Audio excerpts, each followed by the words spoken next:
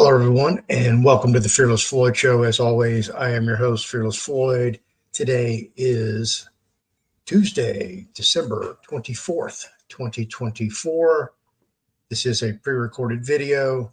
However, from the title, you see this is the Jacqueline Bouvier Kennedy Onassis story, fondly known more in the popular era as Jackie O. Before that, she was the First Lady, Jackie Kennedy.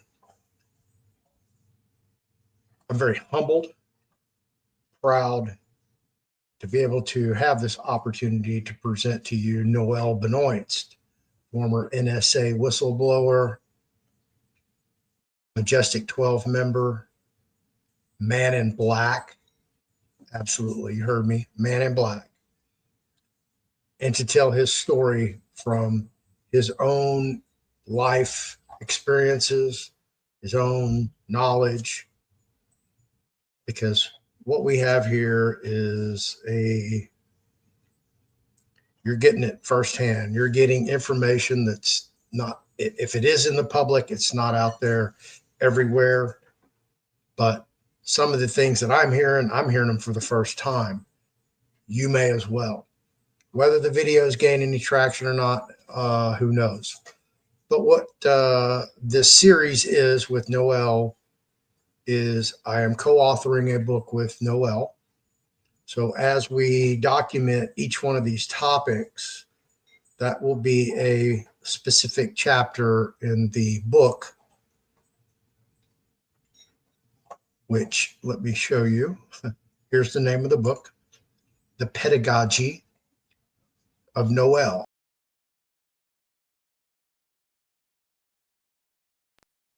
That's your new word, pedagogy, which means the life of. There you go, new word. Hope I educated you. The book you saw on that banner is the 200-year plan. That book was co-authored by Noel, as well as the late FBI whistleblower, Ted Gunderson, which may be a more familiar name to your knowledge and research than Noel is. But I'll show you the banner again so you can see that it obviously has two authors, Ted Gunderson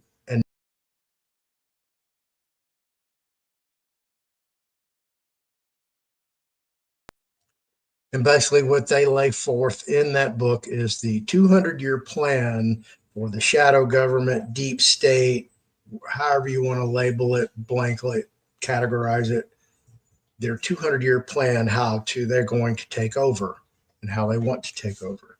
So I look forward to that. I don't know why there's such a glare behind me over here when there shouldn't be. That's odd. I'll go fix that. I know why. I don't have a counter light. There we go. That's why. Lighting. Bad me. As you saw at the very beginning of the video, don't forget to go to the description below this video and nominate my good friend, Dr. Ed Group, to join Robert F. Kennedy Jr.'s U.S. Department of Health and Human Services staff to make America healthy again. Dr. Ed Group. Let me show you that little thumbnail. There you go. Don't forget to do that. And mushroom therapy. I'll have the girls on very soon. We're going to also do individual videos for each product. So if you want to know more about one specific product that you just can't get in some of these appearances they do on other people's shows, as well as my show, we'll have individual videos where we'll break all that down for you. So I'll look forward to having that. And this is what you need to do.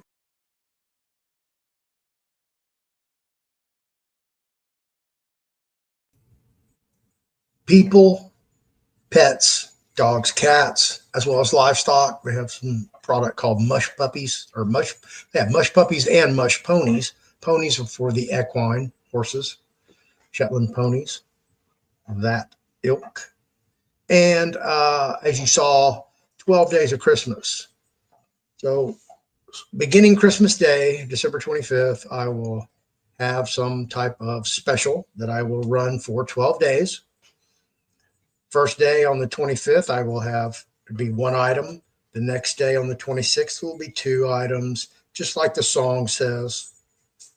3 French hens, 2 turtle doves, and a partridge in a pear tree. So we'll get all the way up to the 6th, Epiphany Day, in which I will offer a package that has 12 different items in it. So I look forward to getting all that together. This is what this the thumbnail, the banner looks like.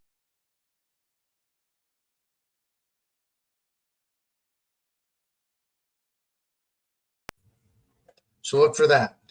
It will run every day for those 12 days. So if you miss, if you don't see something you like in the first 6 days, wait, be patient. You may see something up into the 11th and 12th, Epiphany Eve or Epiphany Day. However, if something still doesn't catch your fancy and you saw something back on day 3, go back and get it. It'll still be available. Look forward to that. All right. And I have Noel backstage, and he looks like he is ready to go, chomping at the bit to tell you more stories about the Kennedys. Jackie O, I don't even know if we're going to go into the whole Onassis part of Jacqueline Bouvier Kennedy Onassis's life. I don't even know if we're going to digress into JFK Jr., the plane crash. There's no telling how long we will go. And with that, I will be right back with the Honorable former NSA whistleblower, former Majestic 12, former Man in Black, Noel Benoist. Stay tuned, folks. And it won't let me pause, and I don't know why.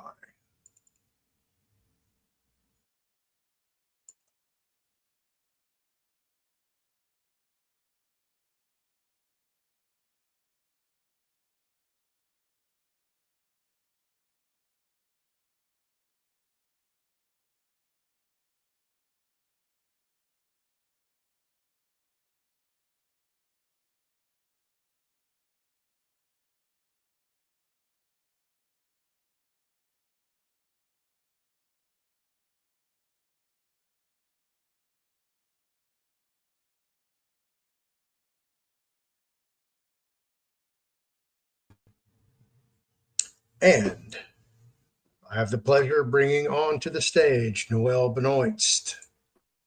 How you doing, Noel? I'm breathing, so it's a good day. It is. It is. Actually, today is Christmas Eve, December 24th, 2024. So, How about that because, number? yeah, well, that's technology for you. There you go. Yeah. I used to light a fire in the fireplace to keep Santa warm. Right.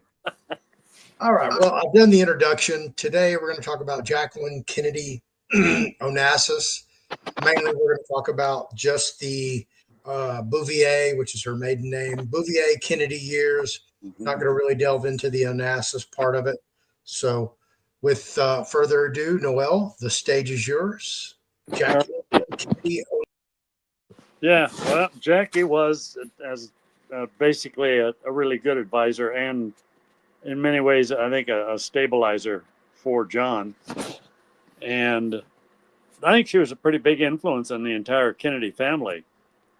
And so, had things not happened the way they did, I think she had a lot to contribute to the world and everything.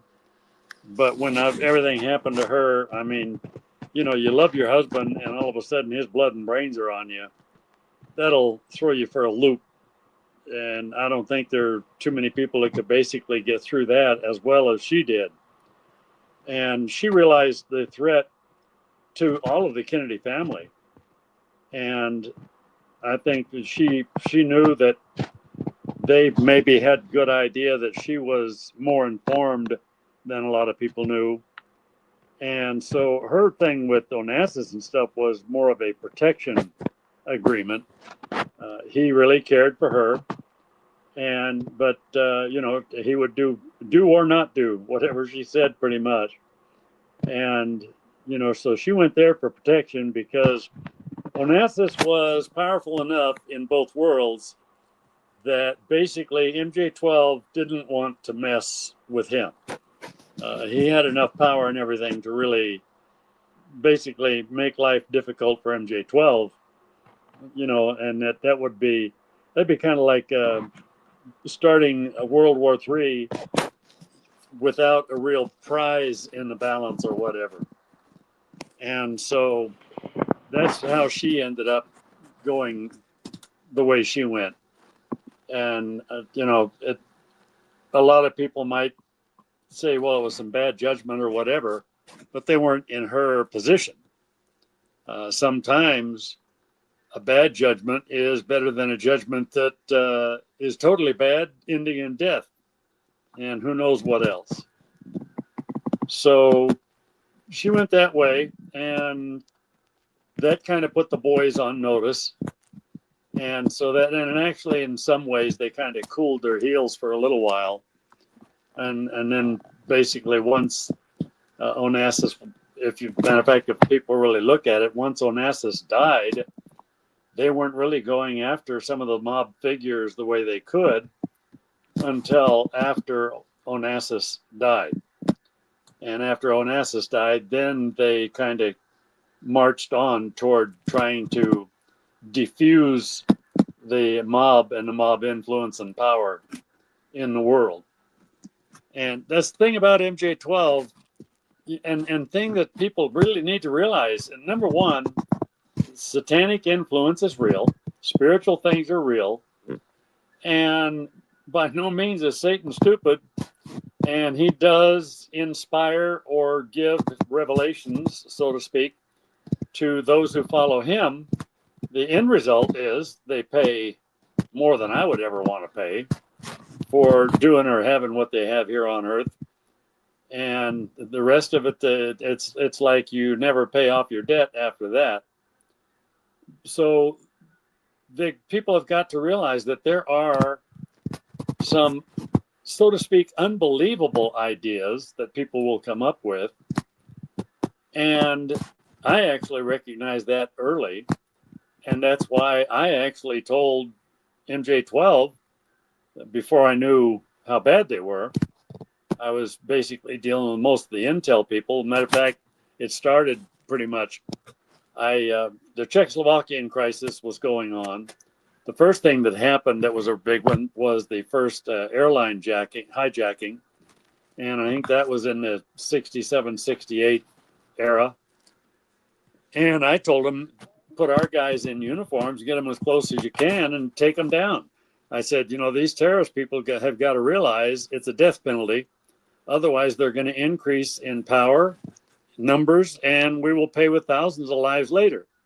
And of course, that's when I believed that we were doing things for right way, right reason, etc. I didn't realize that actually MJ12 wanted the terrorists to grow. The more the threat grew, the more the justification for MJ12. And that has carried through. It carried through into VA.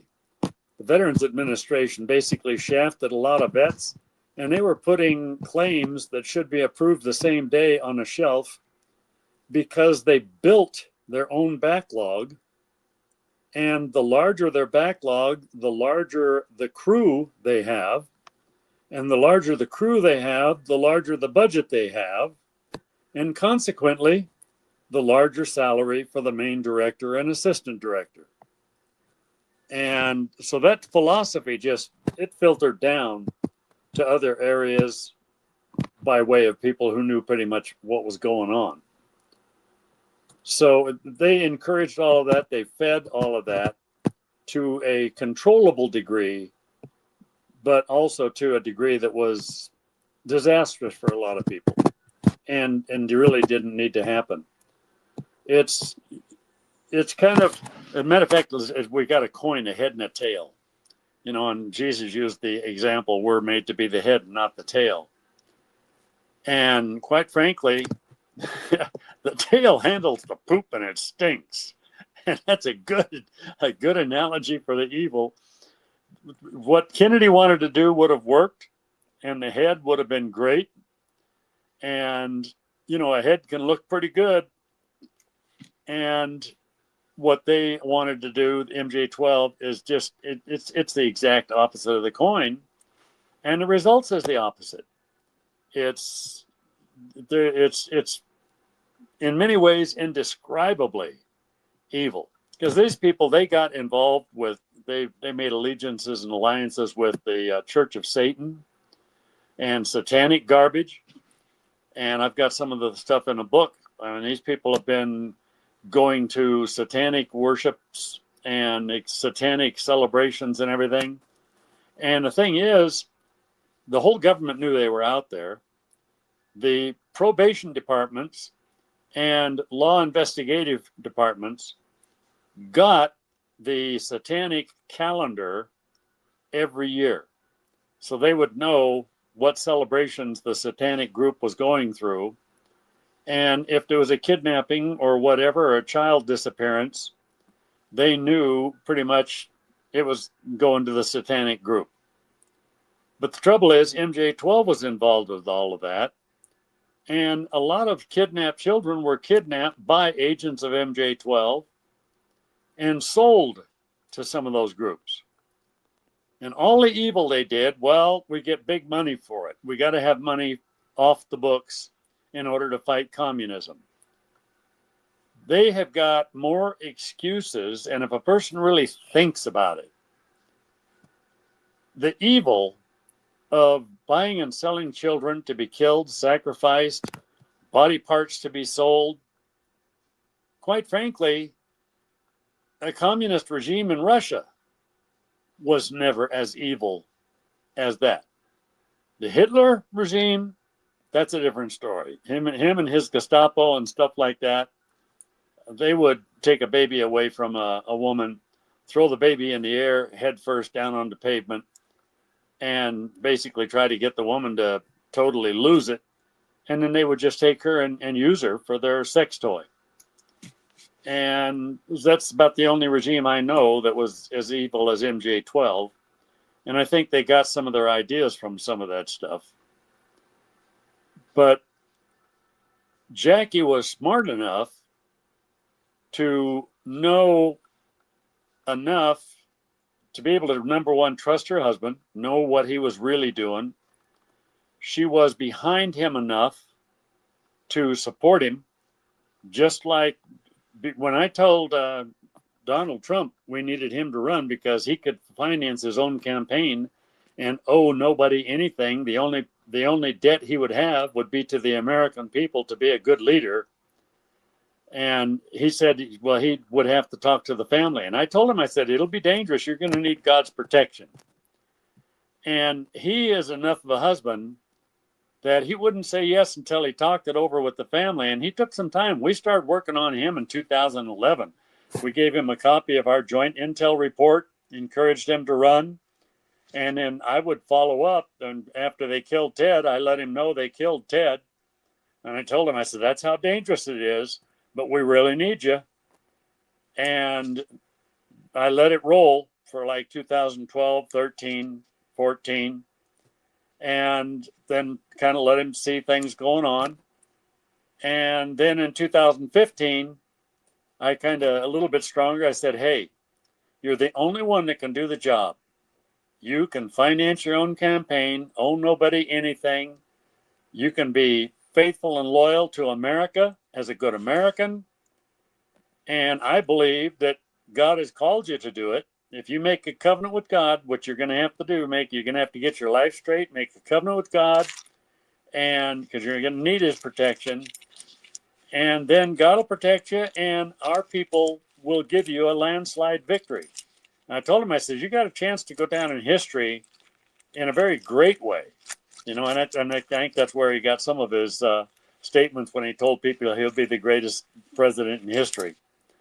And he finally agreed, but he talked to the family first, and the family was behind him. So Laura and Don Jr. and Melania, they all joined in the same way that the Kennedy family joined in. Fortunately, thank God, Melania has not had to experience what Jackie had to experience. But no matter what Jackie did after Kennedy's death, personally, my hats are off to her. I feel for her. And she went through stuff that I don't think any human being on earth would ever want to go through. She knew the danger. And basically, she toughed it out, so to speak. You know, sometimes in life, you just got to be thankful for the breath you draw. You're still alive, which means there's a chance that tomorrow might be better. And I teach people nowadays that the good thing about a bad day is it helps you appreciate the good days. Because then when something good does happen, you're like, oh, yeah, man, I needed that. Wow, yeah, this is a good day. You know, and I hope and pray that Jackie had as many good days as possible. And one thing about it, I've seen heaven. Jackie and John are in heaven. So I know they're having a whole bunch of good days now. And that's absolute. That's positive. So, you know, and other than that, there wasn't really a lot other than basically Jackie navigating and, of course, teaching John. And I think she taught John enough that he said he would never run for president. But with his magazine, George, and with all of the contacts he had, actually, that's why they basically got rid of him, because he was posed perfectly to make a run for president and to win. And that's one thing, too, that MJ12, they watch that stuff.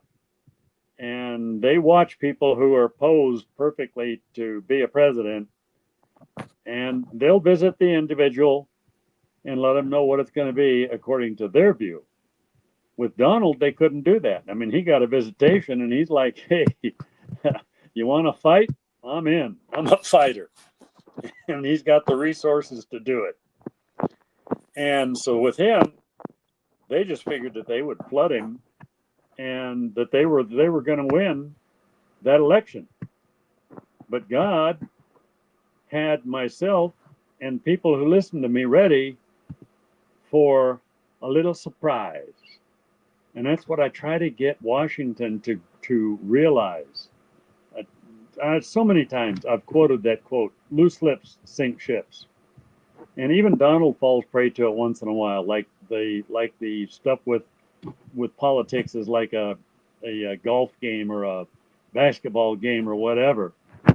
And there's been more than once I told him, Donald, man, you know, I mean, some of the things he said that people didn't like that were rough statements about somebody, people got to realize that New Yorkers love the bantering. And we used to, when I was a kid, we got involved in like cutting each other down. But we did it as a humorous thing, and we didn't do it in a malicious way until a couple of people kind of their feelings got hurt. And we realized that some people didn't realize that we were just, you know, kidding around and not meaning to be malicious. And so we apologized and we kind of toned it down a little. But in New York, they're raised with making cutting statements. Oh, haha, you got me on that one. And I mean, statements like, I'll cut you so low you'll have to climb a ladder to kiss the behind of a snake, you know. And that was the atmosphere that he was raised in. So basically, being a statesman, a politician, and a president is definitely a learning curve for him too. But when it comes to encouraging people and really appreciating good work, and when it comes to being a friend, he is good as gold. I mean, you know, I'd even say platinum. And he's curved a little bit, you know, he's learning a little. And so if people will kind of open up their understanding number one, they're not going to have to go through what Jackie went through. But if they don't open their understanding, and if they don't basically reach out and work with what we've got to work with that will work, then they could be going through what Jackie went through, because they'd be losing sons, daughters. But these guys, MJ12, if a family has a genius child and MJ12 is involved, they will be doing just like Hitler did. They will come and take that child and tell the parents, your child belongs to us now. We're going to raise them and make out of them what we want them to be. And if they ever saw that child again after they finished with them, the parents would not recognize him. They would literally say, man, that's not our child. And that's what happened with a lot of people in Germany when they lost their children. And the Germans got so bad, that's why they would take a baby away from a woman, throw that baby up in the air, head first on the ground, and the woman would see her child killed right in front of her eyes. And I am praying that America wakes up. I have spent over 55 years trying to wake America up, and it's been a sacrifice. I had to leave my wife and children to keep them alive because I knew what MJ12 would do to them. So I basically had to make MJ12 believe that I didn't love them enough for MJ12 to do anything that would have an effect on me. And that kept my family alive. And God gave me a chance to explain that to him later. And believe you me, when I was explaining it to him, there was a lot of tears. It was the hardest thing I've ever had to do in my entire life. I could stand up in front of machine gun fire easier than when I had to do that. I used to go by the turnoff the road that went to the place where they lived. When my brother and I inherited the home from my mom, I gave my brother my half of the home on a condition that the family could stay there, and that was the only way they could actually get benefits too, like AFDC or whatever, because the VA declared that my disabilities were congenital. I went in the Army in excellent physical condition, but all of a sudden I've got congenital from birth defects, and it was an oxymoron.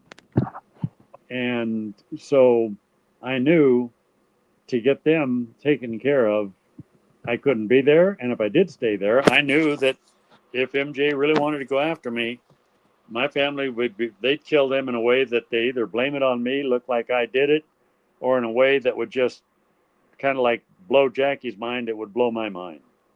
That's the kind of people that MJ12 are. I wouldn't even call them people.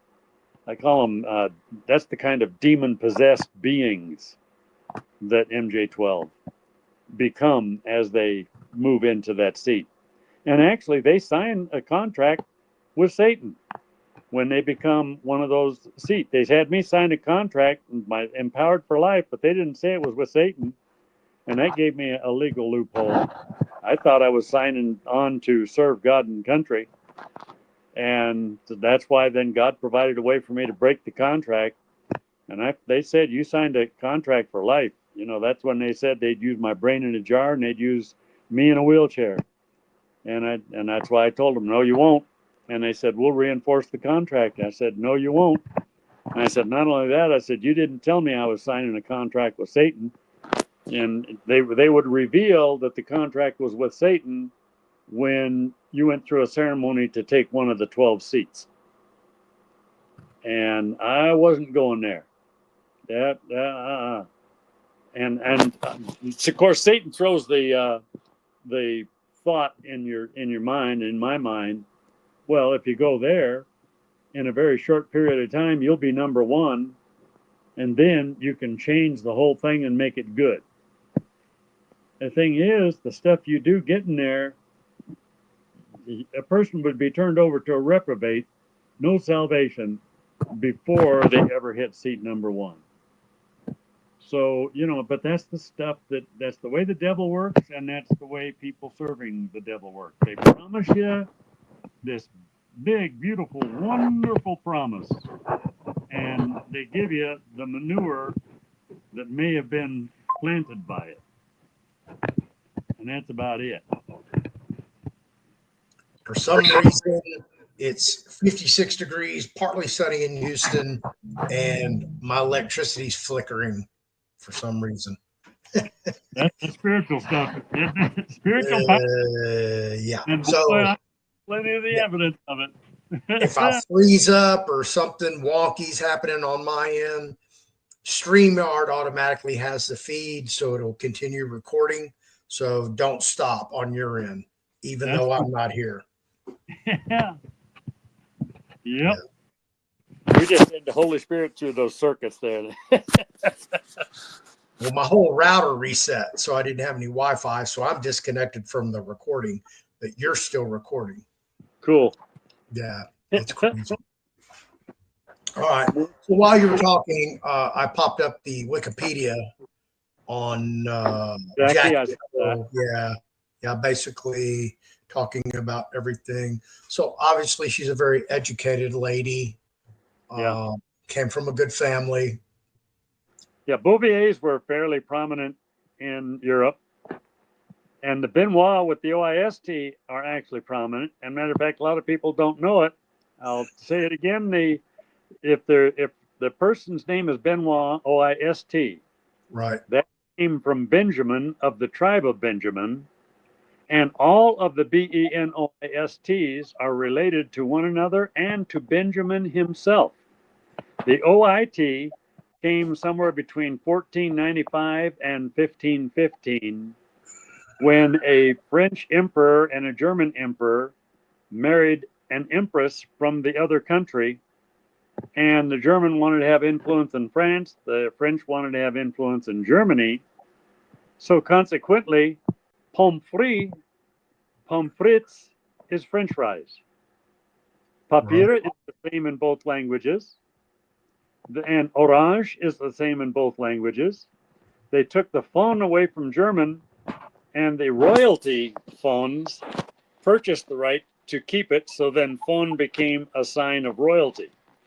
S in the name Benoist became a sign of royalty, and the OIT had to have an accent over the I in order to be pronounced Benoist.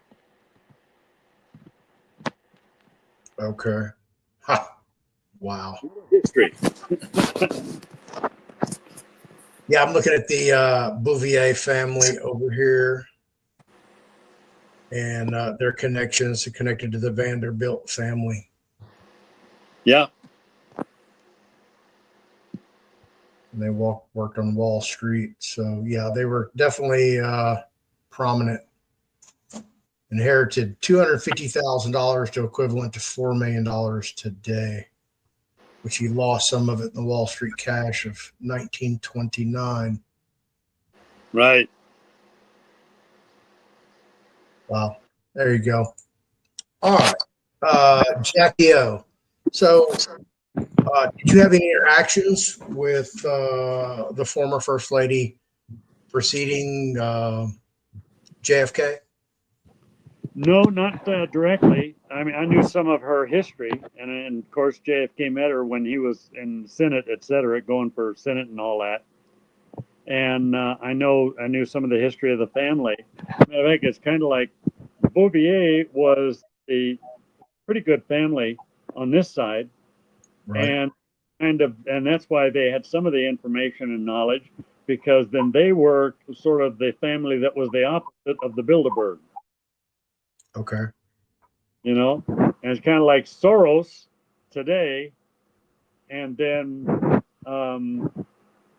doggone it, our boy that had Tesla, Musk. Elon Musk. So Soros on the bad side, and then Elon Musk on the good side. It's kind of like that influence is carried down through with various families. It's like there's a good influential family and a bad influential family that just maintains as we go through time. Right. And the bad influential family will be leading anybody bad that wants to be influential. And the good influential family will be basically an example leading some of the ones who want to be on the good side. Okay, so while you were tenured at the NSA in Majestic 12, pretty much Jacqueline Onassis, she had hooked up with Aristotle. Right. So were you concerned anymore with that side of the Kennedy family with just Jackie? I know you still were with Edward. Yeah, I still I knew that basically, I knew John was in danger before the plane accident. And I knew that basically Ted had been neutralized. And that's why basically he became a heavy drinker. He just kind of gave up. And so he would kind of bury his sorrows in the bottle. And at that point, basically, Ted kind of just became the one song. And he would try to do some good once in a while to make up for some of his wine, women, and song attitude. You know, and Ted really too, he was too influenced by some of the DC attitude. Ted had a little bit of the DC attitude that he should be able to do it his way. And that's actually that was his downfall, because his way kind of led into a dead end right away. You know, and so then after he found that out, you know, I told the candidates at the time, I told Ted and Reagan and all of them that basically that God showed me that the candidate who made the closest covenant with him would be elected by one of the greatest landslides ever. And if they keep their covenant, that the second election would be the greatest landslide ever to that point in time.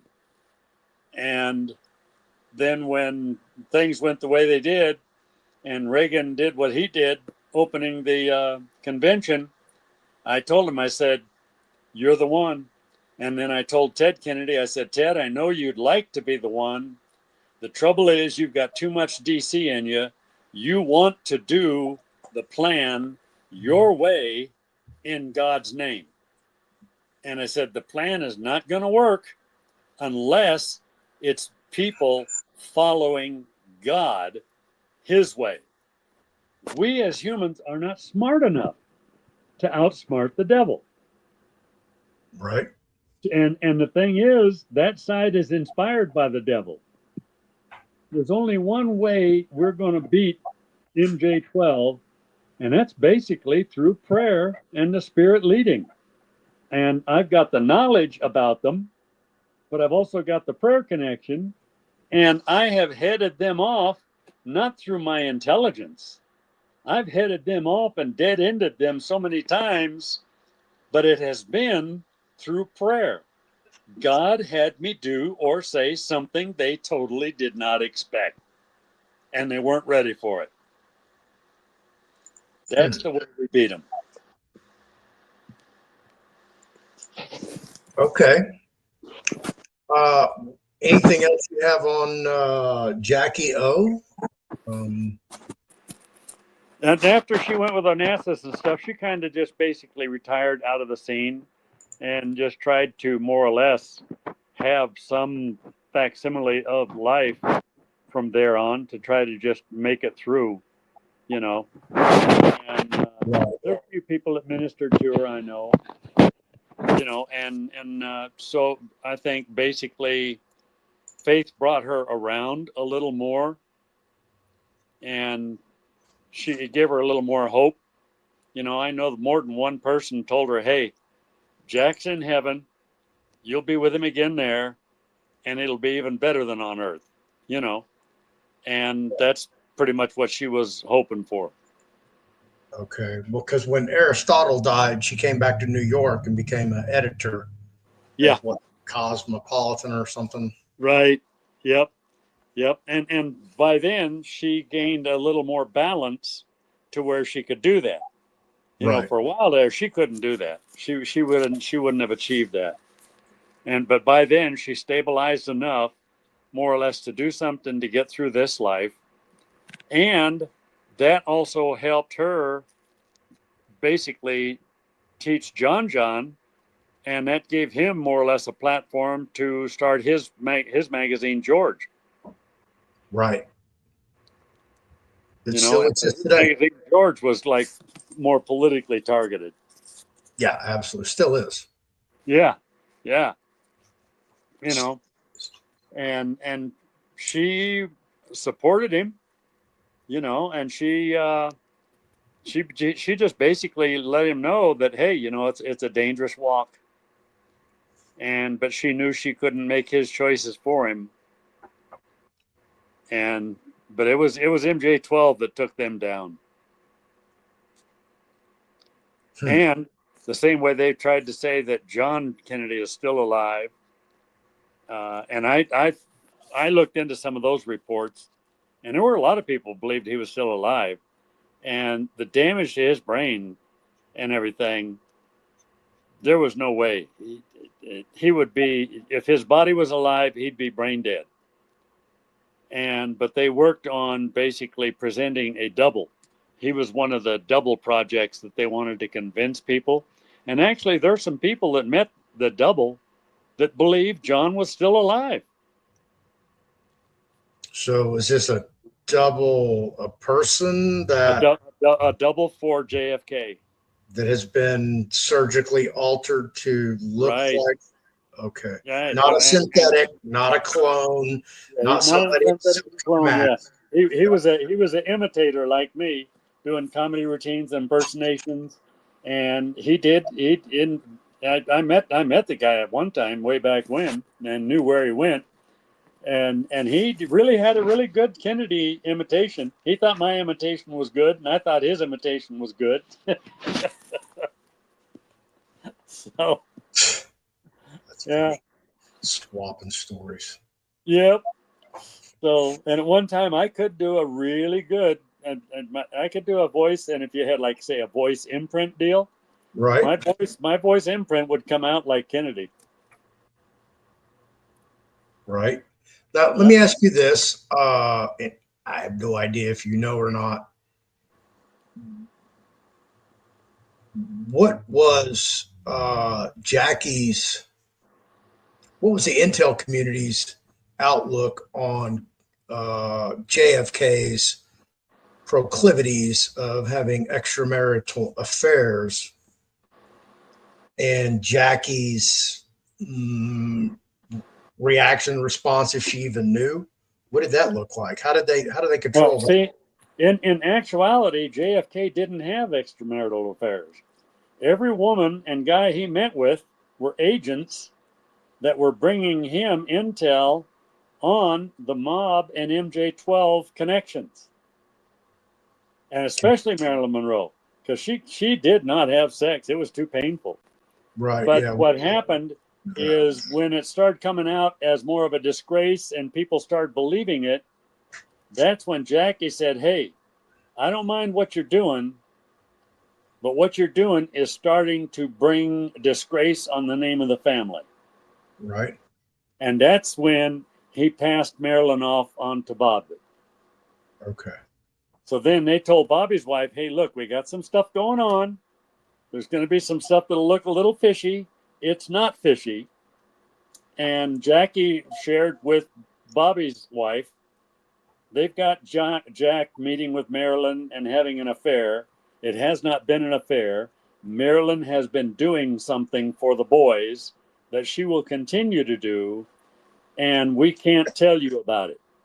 And she just told her, it's better you don't know, because if you know, you're in danger. Right. And so then Bobby's wife kind of turned her head the other way. And then Bobby came the guy, having extramarital affairs, and then they said, well, now it was getting too much for, like, people to start believing in the nation, and it was causing too much attention. That's why they wanted Marilyn to cool her heels for a while. And they said, look, we've got to just let everything chill.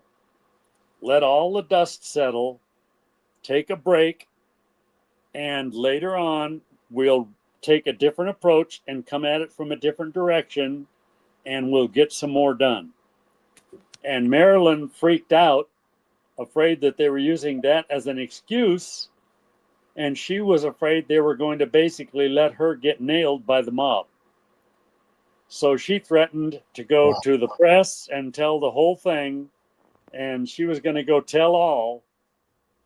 And so then the mob heard she was going to go tell all, and so her protection was pulled, and they just let the mob have her. Wow. If she would have stayed solid, she'd be alive today. Well, I don't know about that. She'd be an old woman. Yeah, well, he almost stayed solid. He went into witness protection, and I think he's alive today. I don't know if it's that preacher guy or not. I'd like to meet him and find out, but I do know that he was alive.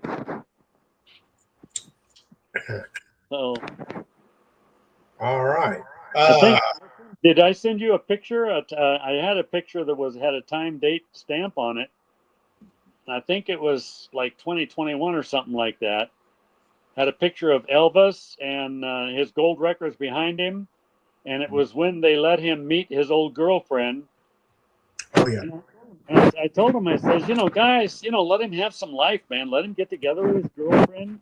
I mean, she wouldn't mind going into witness protection to be together with him again or whatever. And then, see what happens. And that's why I was able to come forward more too, because if I came forward, let's say if I came forward in 1970 and just came out with it and wasn't operating in the background, there's a good chance they would have gone after my family. 1980, they may have gone after my family. Absolutely. But now, and since I've been doing it from around, I stayed undercover with Reagan, but I came out more with Trump. And I went to D.C. for the first 2 months that he was in office. And so, because I figured, number one, my kids are grown and everything, and I just don't see anybody going after my family to try and get revenge on me. Plus, at this point, it would validate the fact that they're there. So that would then tell the whole nation, hey, look here, boom. The only move I see them doing is, number one, they're going to try and frame or kill Donald. They might try and frame me for murder. That's why those 2 needle marks were in my arm about almost a year ago. And they can keep that blood preserved,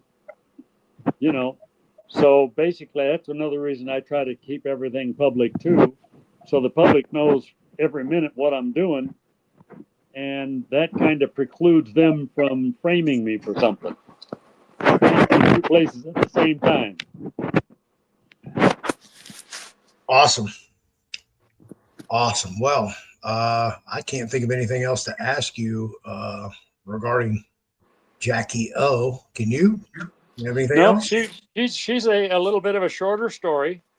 She stayed in the backdrop and had her, her areas. And then, of course, Robert's wife is a totally short story. Right. She was his wife. Story's done. Yeah. She stuck to the script. Yeah, really. Yeah. Absolutely. And of course, they tried to embarrass Ted some more. When they had the thing with his one of his relatives, and they had the thing on the beach where allegedly a girl was raped or whatever. Oh yeah. Well, the cousin. Yeah. Yeah, that actually turned out to be true. He actually did. Yeah, some of that, but that was set up too. And I'm not too sure, but what if the gal was basically paid by MJ12 to kind of lead him into it and get him out of control and handle it or whatever. And because I think, if I remember rightly, she got a pretty hefty amount of hush money. Yeah, he was a shriver, I think. Something like that, yeah. Yeah, Yep. including Shriver on that side of the family. Yeah. Awesome. That's a whole nother story. All right. Well, Yeah. we've wrapped it up on Jacqueline Bouvier Kennedy Onassis. And Yeah. next video, we're going to move on to Marilyn Monroe. I don't know how extensive that's going to be, but we'll definitely dive into that. All right. Well, thank you once again for coming on the show and Amen. sharing your life story with us and all your knowledge. Glad to do it, and I hope America makes good use of it now Right? and in the future. Yeah, absolutely. All right, my brother. Thank you for being here, and we will see you in the next video. Yeah. Have a blessed one, everybody, Yes. and have a Merry Christmas. Yes. Merry Christmas. Happy holidays, Matter everybody. of fact, you know what? Sometime this is Christmas Eve. It is. A short story of the true story of Christmas. Okay.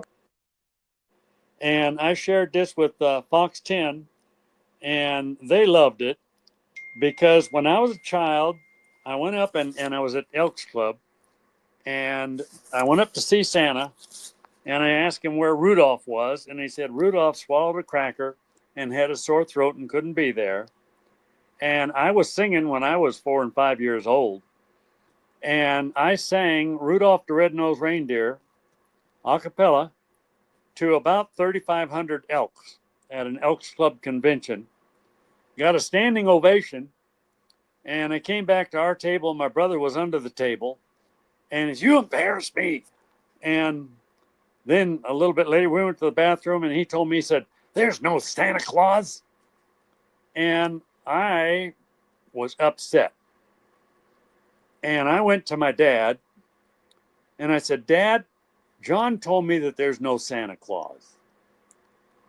And my dad sat me down, and he said, "Son," he says, he says, "I don't want to lie to you." And he says, "But there is a Santa Claus.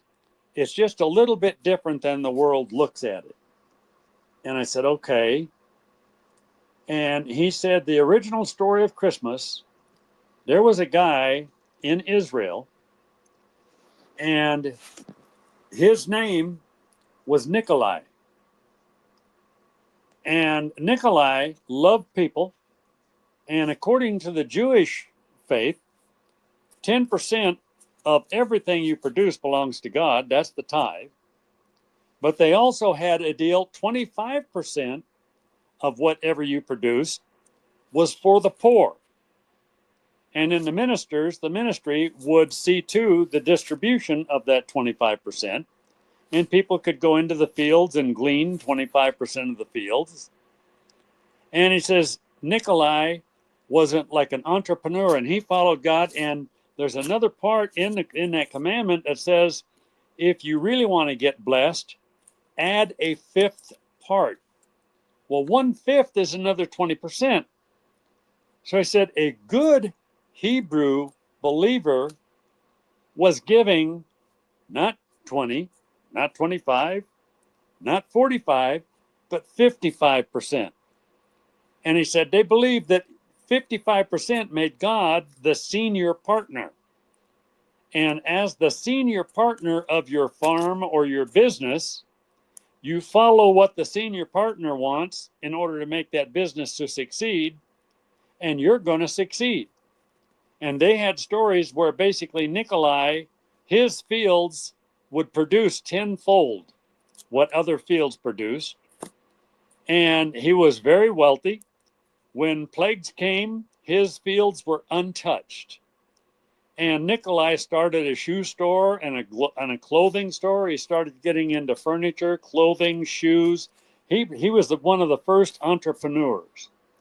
And he kept doing it the same way. 10% went to the priests and 25% went to the poor. And then he took another 20% for special gifts and special situations where that 20% might be needed, and maybe somebody needed some clothing or furniture or whatever. And so they eventually said, Nikolai has a spirit, he's possessed by a spirit of giving. And after a while, the spirit of giving became synonymous with Nikolai's name. And 70 AD, when the Jews were dispersed, they had already started having this celebration that would be a celebration celebrating a season for giving and thanking God. They thank God for the harvest. The original Halloween was actually a harvest festival, thanking God for the harvest.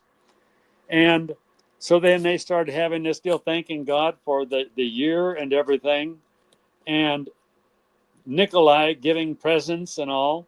So when they dispersed, they took this with them, and it became, they decided Nikolai was a saint. So in Germany and other areas, it became Saint Nicholas. And so my dad told me, he said, there is a Santa Claus. The real Santa Claus is a spirit. That's why he lives forever. He never dies. And the real Santa Claus is the spirit of giving. And the spirit of giving can go into every home in one night and touch the hearts of every human being. And every human being who then gives gifts to others, they become Santa's helpers. So the real spirit of Christmas is the real Santa Claus, and the Santa Claus we see in the stores is a symbol of the real Santa. And that's the real, true story of the first and lasting Christmas. So everybody enjoy the spirit of giving and Santa Claus. And God gave us the first real gift of true selfless love, giving his son. And his son gave us that first true gift, laying down his life for all of us. There you have it, the Saint Nick story. All right, Amen. Noel. Thank you, sir. As we close, Merry Christmas, Happy Holidays, or however you celebrate the end of the Amen. year. And we will see you on December Enjoy the spirit of 26th. giving. Yeah, see you Thursday, December 26th. Thank you, Amen. Noel. There you have it. Noel Benoist again, another one in the books, folks. Thank you very much for watching. Please like, subscribe, share, hit that notification bell, leave a comment below. And if you want to reach me, I am the Fearless Floyd Show across every social media platform. TheFearlessFloydShow.com is my website. FearlessFloydShow@yahoo.com. If you want to email me, mainly on social media, I hang out over on Telegram, so come find me over there if you'd like to interact and communicate. If you have a question or for Noel or a topic or somebody you want me to interview, send me that information. I'll vet it, and if we can potentially get a show, we'll do that. I have some time slots coming up. I will be looking for new guests, new topics, new stuff to talk about. So please send them to me. I will do my best to get them on here for you and, see what we can find out. Dig for the truth. I hope everybody has a safe and happy holiday. You get what you want this year. I know what most of my audience is expecting to happen. Believe it or not, this video is actually recorded on the 10th of December, even though we allude to it is the 24th and it's Christmas. And everything was supposed to happen today in Iraq, and nothing so far. And yeah, it's midnight in Iraq. It's after midnight, actually. I don't know how I got my shirt dirty, but I did. But anyway, thanks for watching. Like I said, another one in the books. Next up, Marilyn Monroe, Thursday, December 26th, the day after Christmas. We'll see you then. Thank you, everybody. Don't forget, we need to keep our foot on the gas for 2026. Don't forget, in the description below, you can nominate.